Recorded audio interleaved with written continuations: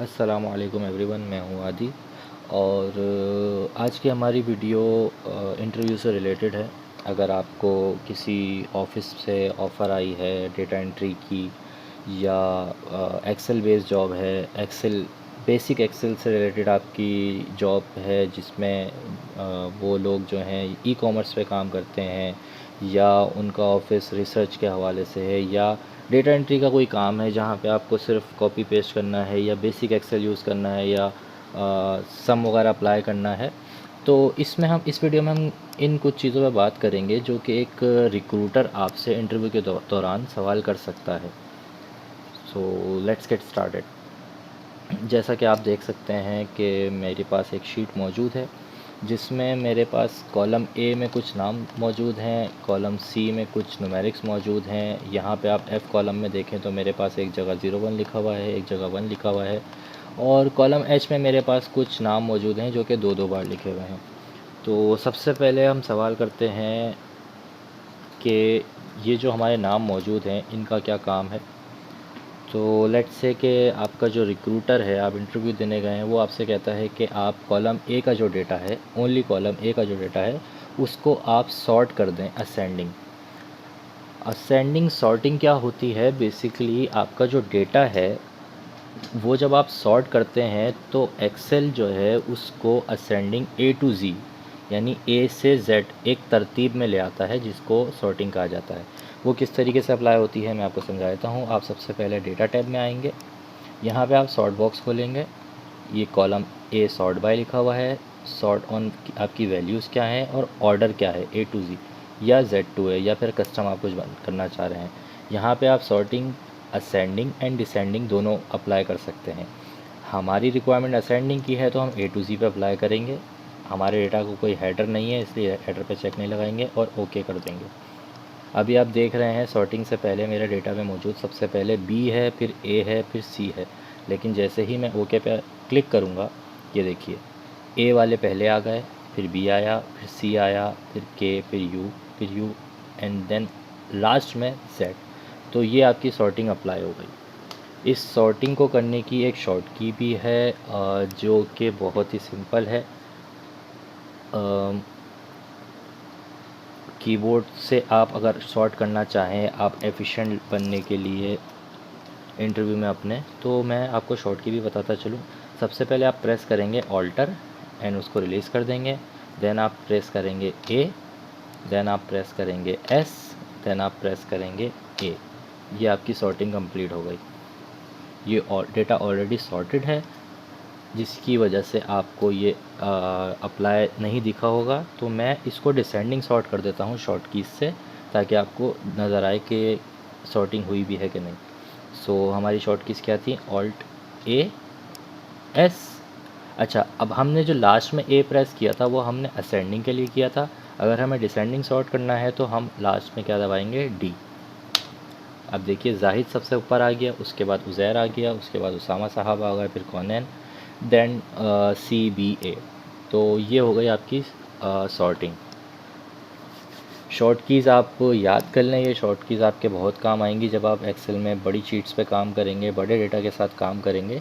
तो ये short keys आपका बहुत ज़्यादा वक्त बचाएंगी। ये शॉर्ट कीज़ मैं आपको बताता चलूँ, ये शॉर्ट कीज़ एक्सेल की डिफ़ॉल्ट नहीं है, ये ऑप्शन कीज़ होती हैं जो कि आप ख़ुद भी बना सकते हैं।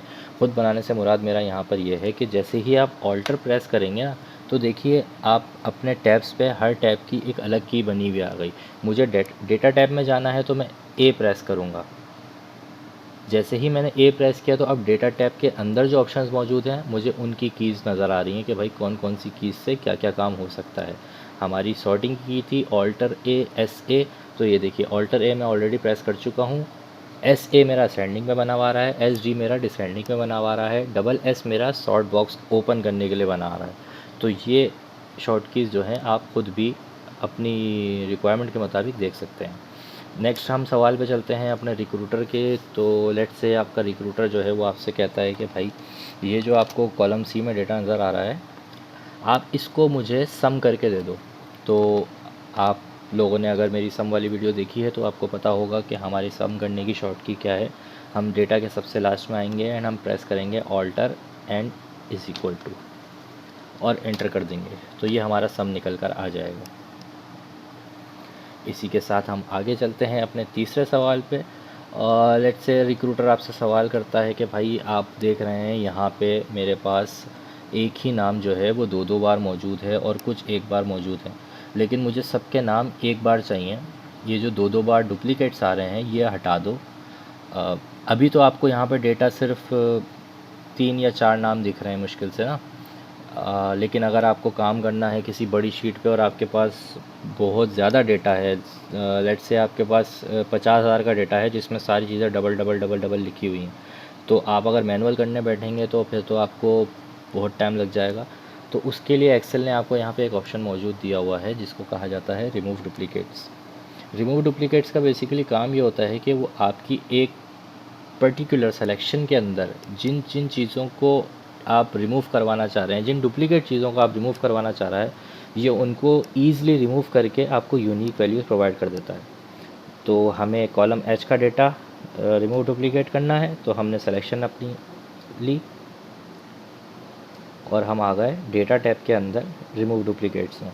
जैसे ही हम रिमूव डुप्लीकेट्स पे क्लिक करेंगे, ये आपसे एक बॉक्स ओपन करके देगा और आपसे पूछेगा कि आपको कौन कौन से कॉलम्स में से डुप्लीकेट्स हटाने हैं। तो हमारे पास सिर्फ यहाँ पे एक ही कॉलम मौजूद है, हम इसको ओके कर देंगे।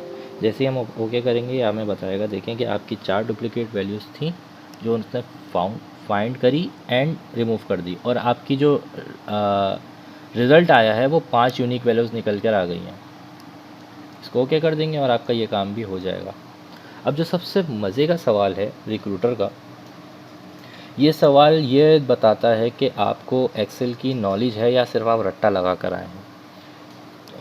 रिक्रूटर आपसे कहता है कि ये आप देख रहे हैं यहाँ पे 01 लिखा हुआ है और नीचे वाले सेल में 1 लिखा हुआ है, तो इस सेल में जिसमें 1 लिखा हुआ है इस पर आप 01 लिख दें।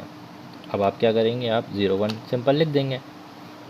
आप बोलेंगे कि ये आपने कर दिया, लेकिन जैसे ही आप एंटर करेंगे 0 गायब हो जाएगा। क्यों हो रहा है ऐसा, मैं आपको बताता हूँ। देखें, एक्सेल जो है ना वो एक न्यूमेरिकल और डेटाबेस से रिलेट करता हुआ सॉफ्टवेयर है जो कि नंबर्स पे काम करता है, और इसमें हर सेल की जो है ना फॉर्मेटिंग होती है। फॉर्मेटिंग क्या होती है कि आपने सेल पे किस किस्म की वैल्यू पुट करी हुई है, ये आप एक्सेल को मैनुअली बता सकते हैं। अगर आप एक्सेल को मैनुअली ये चीज़ नहीं बताएंगे तो एक्सेल उसको नंबर ही रीड करेगा, और ज़ीरो चूँकि कोई मैटर नहीं करता, ज़ीरो की कोई वैल्यू नहीं होती है किसी भी नंबर्स के स्टार्ट में, तो वो ज़ीरो को ऑटोमेटिकली डिडक्ट कर देता है। तो अब इसने तो यहाँ पे 01 डिस्प्ले करवाया हुआ है, तो ये कैसे होगा मैं बताता हूँ। ये देखिए, जैसे ही आप इस सेल पे आएंगे और इसकी यहाँ पे फॉर्मेटिंग देखेंगे तो ये आपका जो फॉर्मेट है ये नंबर पे लिखा हुआ है, जनरल पे लिखा हुआ, सॉरी, ठीक है। जनरल का मतलब है नॉर्मल ABC या 1 2 3। अगर मैं इसको कन्वर्ट कर देता हूँ नंबर में, तो देखिए इसने इसमें डेसिमल लगा दिया और 2 ज़ीरोज़ ऐड कर दिए, 1.00। ये डेसिमल्स आप यहाँ से हटा भी सकते हैं, बढ़ा भी सकते हैं। मैंने हटा दिए, मैं इसको वापस जनरल कर देता हूँ। अब मुझे डिस्प्ले करवाना है 01, तो 01 नंबर्स में तो नहीं आएगा ऑब्वियसली, सही है। तो हम यहाँ पे अप्लाई कर देंगे टेक्स्ट। जैसे ही हम टेक्स्ट अप्लाई करेंगे, अब हम इसमें 1 ज़ीरो लिखें या हम इसमें 2 ज़ीरो लिखें, ये हर चीज़ डिस्प्ले करेगा, क्योंकि ये इसको नंबर कंसिडर नहीं कर रहा, ये इसको कंसिडर कर रहा है टेक्स्ट के। हम टेक्स्ट टाइप कर रहे हैं, यानी कि अगर आप इसको यूँ समझ लें कि हमने जो ज़ीशान लिखा हुआ है ना, या हमने जो जाहिद लिखा हुआ है, या हमने जो ये अल्फ़ाबेट्स लिखे हुए हैं, ये एक्सेल समझ रहा है कि हमने यहाँ पे अल्फ़ाबेट्स लिखे हुए हैं। इसकी एक और पहचान मैं आपको सिंपल से बताता चलूँ कि जो आपका अल्फ़ाबेट्स होंगे ना वो आपके राइट से स्टार्ट होंगे, सॉरी, जो आपके अल्फ़ाबेट्स होंगे वो आपके लेफ़्ट से स्टार्ट होंगे, जो आपके न्यूमेरिक्स होंगे वो हमेशा राइट से स्टार्ट होंगे।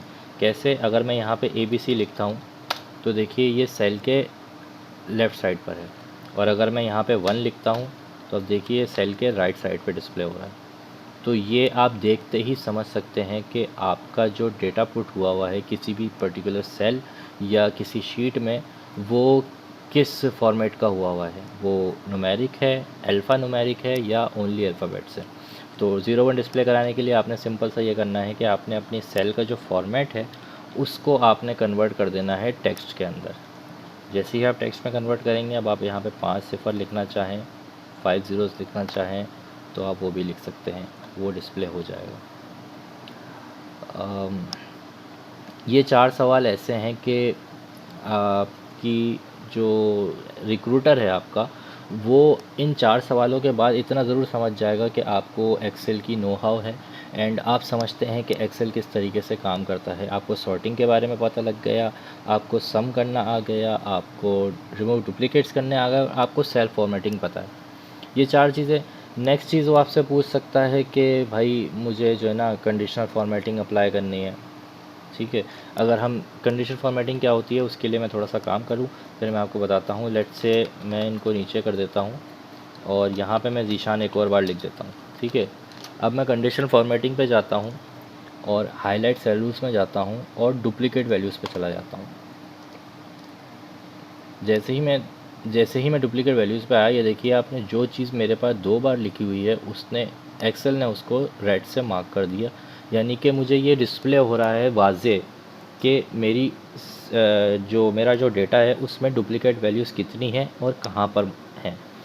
तो डुप्लीकेट आप इस तरीके से भी निकाल सकते हैं और रिमूव डुप्लीकेट में आपकी जो वैल्यूज़ हैं वो एक्सेल उसको डायरेक्ट उड़ा देता है, लेकिन कंडीशनल फॉर्मेटिंग में आपकी वैल्यूज़ वो डिस्प्ले कर देता है कि भाई ये आपकी जो है डुप्लीकेट वैल्यूज़ हैं।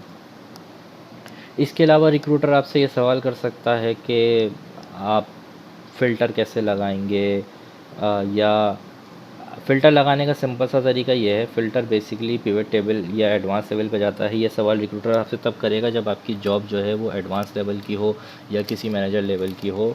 अनटिल अनलेस वो आपसे ये सारे बेसिक सवाल क्वेश्चंस करके आपको उम्मीद है इंशाल्लाह आपको हायर कर लेगा। तो फ़िल्टर मैं आपको बताता चलूँ, डेटा टैब में ही हमारे पास फ़िल्टर का ऑप्शन मौजूद होता है। जिस कॉलम में या जिस डेटा पे आपको फ़िल्टर अप्लाई करना है आप उसकी सिलेक्शन लें। अगर आप सिलेक्शन के बगैर फ़िल्टर अप्लाई करेंगे तो ये देखिए जहाँ जहाँ तक मैंने जैसे बताया था एंड टू एंड, ये एक एंड है और दूसरा एंड ये है, इसने इन तीनों को रीड इसलिए किया क्योंकि मेरी सिलेक्शन यहाँ पर थी और ये फ़िल्टर अप्लाई हो गया। मुझे फ़िल्टर हटाना है तो मैं ये करूँगा। अब मुझे एक किसी पर्टिकुलर डेटा पे अगर फ़िल्टर अप्लाई करना है तो मैं ऐसे सिंपल सिलेक्शन लूँगा, देन मैं फ़िल्टर अप्लाई करूँगा और वो फ़िल्टर लग जाएगा। अब मैं चाहूँ तो फ़िल्टर अप्लाई करके सारी चीज़ें सिर्फ अब्दुल्ला को डिस्प्ले कराऊँ, बाकी सारा डेटा गायब हो जाएगा। आयशा को डिस्प्ले करवाऊँ, अब्दुल्ला और आयशा डिस्प्ले हो रहा है।